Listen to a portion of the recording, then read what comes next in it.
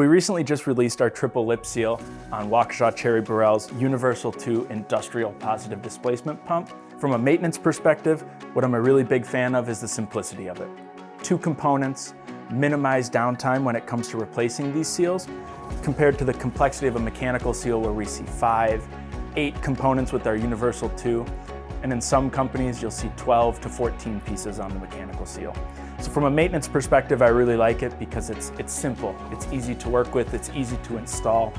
From a process standpoint, I also am a really big fan because it's designed to handle those really tricky applications, like slurries, adhesives, oil and gas industry, things where the applications are pretty harsh. The Universal 2ND only has 1 wetted O-ring in the entire part, so it's a simple seal, but very effective when it comes to these industrial applications where we see the Universal 2ND.